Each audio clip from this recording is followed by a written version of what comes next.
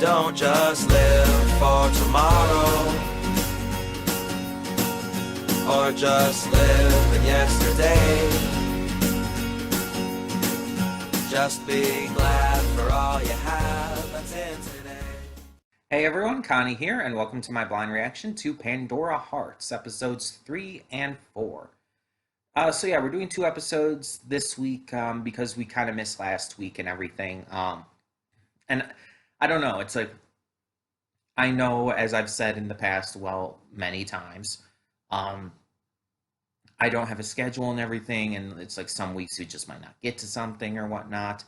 But usually I do try to at least get to everything at least once a week. That tends to be how it goes. I don't know. It's just, I almost feel like if I don't get to something in a week, I'm almost letting people down. And if I try to get to the same show more than once, I almost feel like I'm focusing too heavily on something at the same time.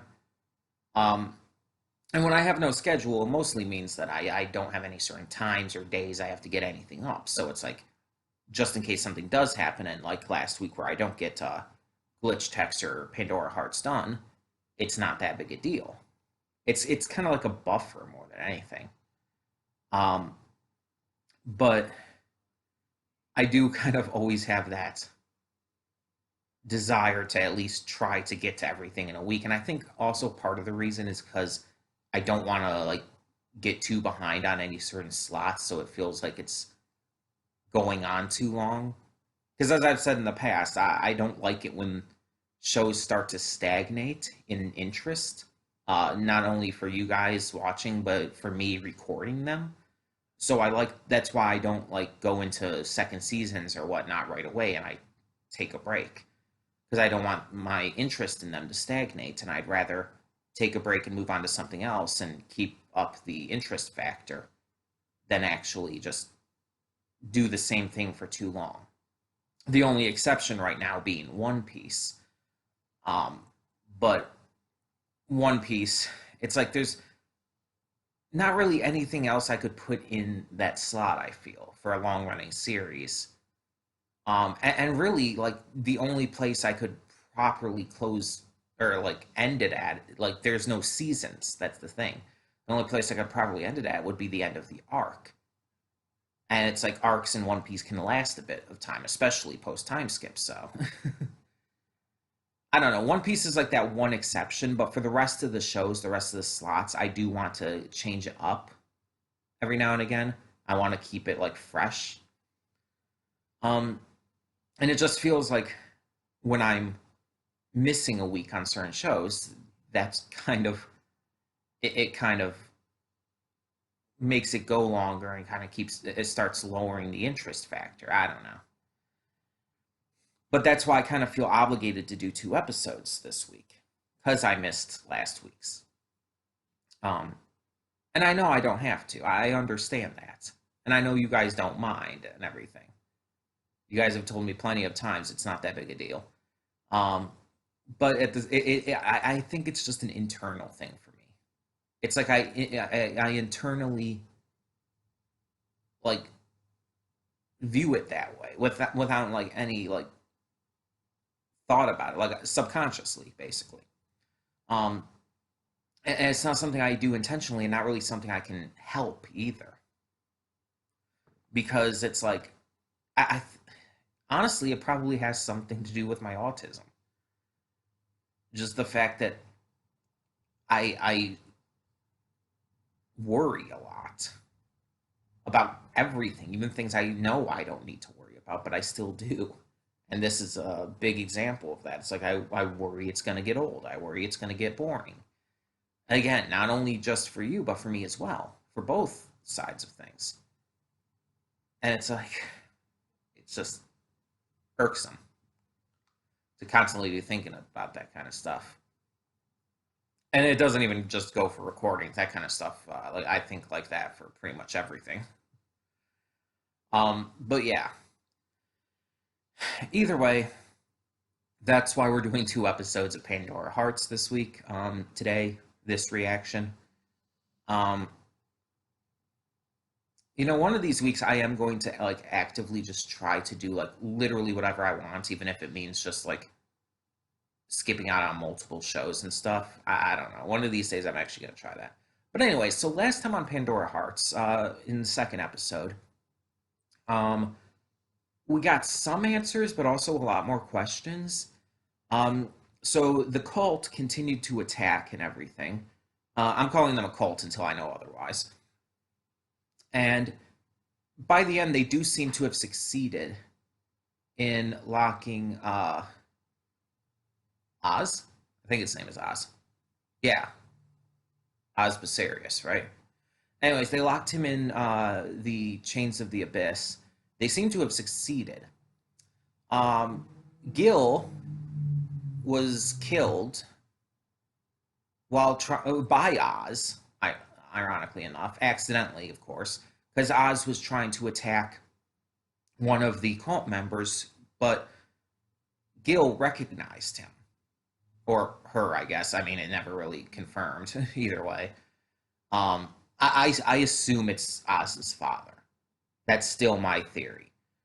So, but Gil protected the figure, and Oz, who was attacking the figure, in the process of attacking, accidentally kills Gil, which is really sad. Um, we also see like this one girl and her. I don't know what to call him. I don't really think he was her servant per se. Um, I don't know. Handler seems wrong too. I don't even remember if they like noted his position. But those two are in the opening. They were shown in last episode, and they were being kind of cryptic. And then at the very end, after everything happened, and Oz lost and was failed and everything, they showed up again, and they had someone else with them. So I think they're part of some kind of like group or organization or something. Um, and they talked about at the end saving Oz. So that means that Oz isn't completely lost and that they do have a chance to save him still. So that's going to be interesting. Um, but yeah, we also saw I believe it was called the Bee Rabbit, which was the girl in the locket. The girl who was talking about killing Oz before in the first episode. Um, yeah, apparently she can turn into this giant rabbit with a scythe, which is kind of badass. um, and she's able to fight that way. And she tried to fight off the cult at first, but then it almost kind of seems like she gave up and just kind of let it be. Not out of like she felt like she couldn't do it anymore. It's just like she just kind of like, yeah, oh well, whatever. And it's like, okay. So it's going to be interesting to see where all of these plot lines go. Um, it definitely seems like the Bee Rabbit is important because the cult members did recognize her. The cult members also, we do know, can uh, possess people somehow through, I guess, some kind of spell or something. Because they did that with Gil for a time before he was able to break out. Um, yeah, it's just something's going on here because they told Oz that his crime, the reason they were giving him to the chains of the abyss, was because like his existence was a crime, basically. And I think I mentioned that it kind of reminded me of Nico Robin from One Piece. If I didn't mention that, I'm mentioning it here. Because in One Piece, Nico Robin is very much the same way.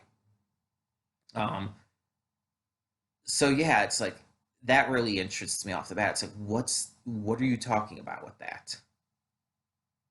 Why is his existence a crime? Is it because of his family connection? Is it because something his family did? In which case, then you would kind of think that his father wouldn't be the one under the cloak.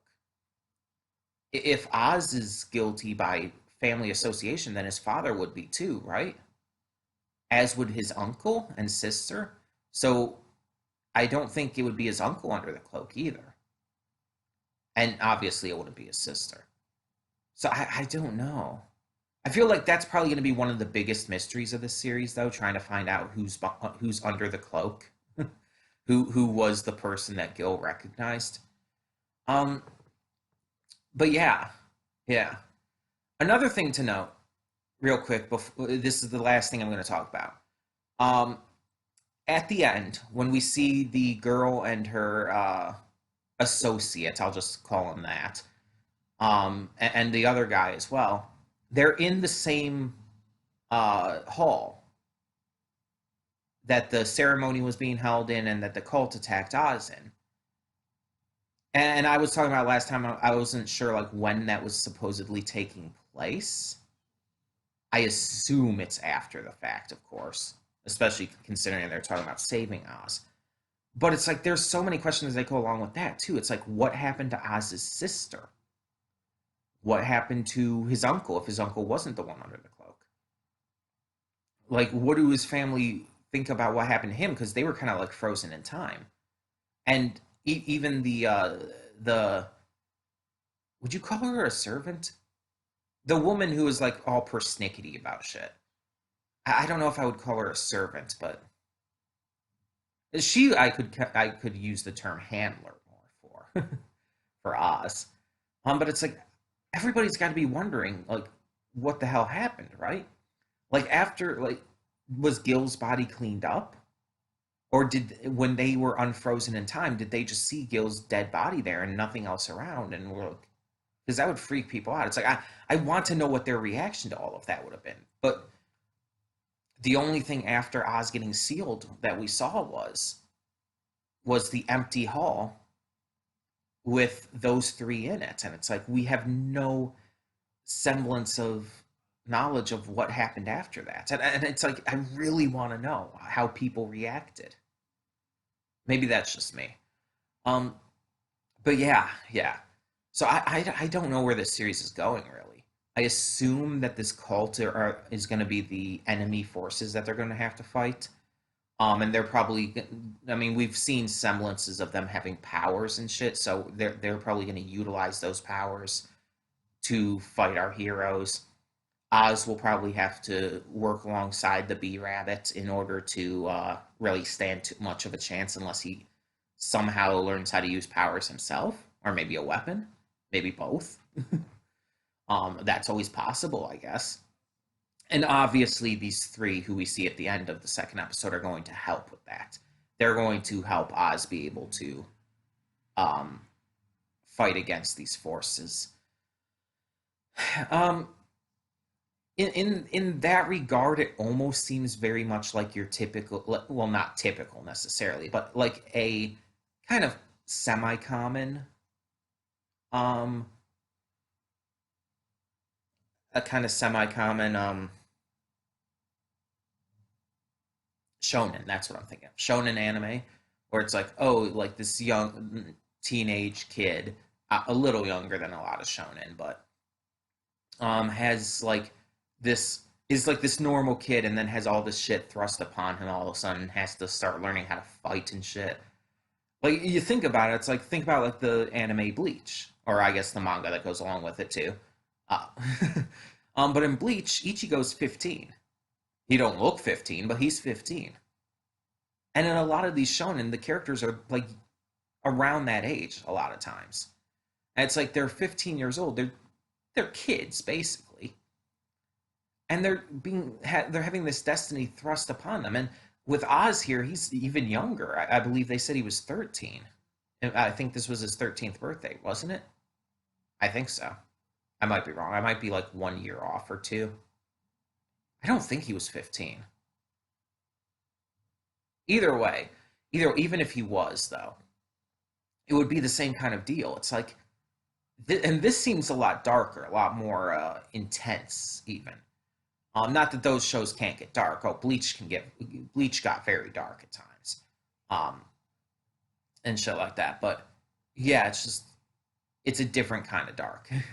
This has more of this gothic feel to it, this kind of gothic darkness, and it's like I like that. It's definitely different.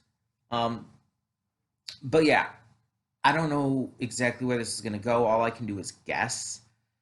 Um, I think this might have been as far as I got. I mentioned in the past, like when I started the series, I only watched like a couple episodes of this and just never continued for whatever reason.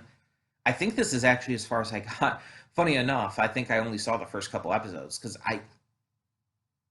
even though I don't even remember too much, I remember specifically, I do remember Oz, his sister, and Gil as being like the focus. I do remember that to a degree. Um, Especially after having seen the first two episodes again, it's like I do remember that, but I don't remember anything else. I might have seen something else. I might have seen episodes beyond the first two, but if I did, I really just do not remember shit. Which I mean is good because that shows it's been so long. It's been like, and again, a decade pretty much since I've seen this. So at that point, it's like having not seen it for so long, only having seen a little bit of it, and just not really remembering any of it. It makes it so I can react to it nowadays. That I can actually react to it and still consider it blind, really. So yeah, either way, we're just gonna get started. Hope for the best with these two episodes, and yeah, hopefully we get some answers. Hopefully we get some cool stuff introduced, and we find out more about these three at the end of the second episode, and we'll go from there. So when the screen fades to black, pause this redirect and go to the description below. Follow a link to the reaction, and after you watch it, come back here to the redirect and resume play. Because after it fades to black and then fades back in, everything from that point forward will be my afterthoughts and will contain spoilers to the episodes. So that being said, thank you so much for tuning in, and I will see you at the reaction. Okay, and we are back, and we'll begin with spoilers in 3, 2, 1, now. Okay, so yeah, this is continuing to be very interesting. So Oz was taken to the abyss by the chains and everything by these cultists who, I mean, I guess technically aren't actually cultists, but they look and act like it, let's be honest. But they're apparently called Baskerville. And referring to the members, you just call them Baskervilles. So yeah. So the Baskervilles sent him to the abyss, and apparently their motive is the same as Pandora's, but I guess it's just the situation of like, while the motive is the same, the actual like execution of that is different. And it's kind of like, you think about it, it's like, okay, two people want justice. Let's say justice. Two people want justice, but they go about it different ways. One person thinks of justice as revenge, like wanting to get justice by like taking, let's say their partner was murdered. They want to get justice by taking out the murderer, and they end up going like kind of like trying to kill the murderer themselves, but they see that as justice. They're trying to get justice for the murder of their partner. While like the other side, like, I don't know, justice in general would see it more as like the murderer being punished for the crime in a proper trial and shit. You get the general gist of it. It's like they're both sides of that is the idea of seeking justice, but handling it in two separate ways. And that's kind of what I feel like it's they're going for here. Pandora is trying to do things more in the up and up way, at least from what we can see so far. That might change. It might end up being the opposite, but from what we can see so far, Pandora is trying to accomplish their goal in a more up and up way, while the Baskervilles are trying to achieve their goal in the more like just the less up and up way. I don't know how to put it. You know what I mean. um But yeah, in the abyss, Oz once again meets with the bee rabbit, who reveals her name is Alice. And through kind of necessity, as well as wanting to pay her back for her saving him and everything, he agrees to form a contract with her, which he finds out basically allows her to be able to escape the abyss as well. Um, it'll give them both the ability to do so. So they form the contract. They defeat a couple chains while in the abyss, which are these chains are these creatures, these paranormal. Well, I guess you could say paranormal. These creatures who are born in the abyss, and so they defeat them. Alice is apparently one of them as well. Um, and once in the real world, they meet up again with Sharon and Brake, who Oz had met during the entire celebration and everything that was going on before his death. Sharon and Brake and their partner Raven, who we saw at the end of the second episode, start to reveal things slowly to Oz, and it's basically like they need to work together to achieve mutual goals and stuff, and so they end up agreeing to do so after defeating a hedgehog, because why not?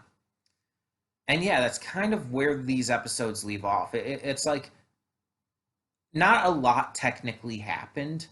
It's more of we got a lot of information in these episodes, and we're starting to get a more clear picture of things that are going on. Also, apparently Gil is alive. I thought he was dead for sure, but apparently he is alive. And I can't remember her name, but Oz's younger sister and his uncle Oscar are also okay. So that's good that all three of them are okay. I assume we'll check back in on them soon. But yeah, I don't know at this point. I can guess at a little bit of where this is going, because we kind of have a few goals here. One, finding Alice's fractured memories. So Alice's memories have been lost to her, and her goal in getting to the, well, real world, I guess you would call it. Although that's not to say the abyss isn't real, but to getting to this world, this dimension, was to find her memories, because this is where they're scattered. Through defeating the hedgehog and everything and closing that the portal, or whatever it was called, whatever the word they used, they were able to gain back a memory for her. So that's interesting. So I wonder if it's going to be the same kind of thing. They're just going to have to defeat a bunch of chains whenever they pop up, and each time she'll get a different memory back. We'll have to see. But yeah, so that's one of the main goals for sure. Getting back Alice's memories. The other main goal is finding out the goals of the Baskervilles, why they wanted Oz dead specifically, and like defeating them basically in general. Just learning more about and defeating the Baskervilles. That seems to be another one of the main goals here, of course. And Oz and Alice have agreed to work with Pandora to achieve these goals. So we kind of can guess, at least to a degree, how this series is going to go. But honestly, with a show like this, from what it seems to be like so far, it also seems to be like one of those shows that is going to have a numerous amount of sudden twists. Like it's going things are there's going to be some points in this series where it just does something that completely changes everything you thought that this show was doing. I feel like it's definitely going to be that kind of show. Um, We'll have to see though. We'll have to see because I have like no real like knowledge about where this is going like at all. Because again, I only saw a few episodes in the first place. I don't know how many exactly, but a few. um, and it's like I don't remember anything pretty much. I remembered like the tiniest little bits, and it's like so it's we're just gonna kind of have to see. We're just gonna kind of have to find out as we watch. But in the meantime, tell me in the comments below what you thought of these episodes of Pandora Hearts, and thank you so much for tuning in. So for now, I hope you enjoyed. Thank you for continuing to support the channel and everything. And yeah, I'm Connie and I'm signing off. See y'all next time.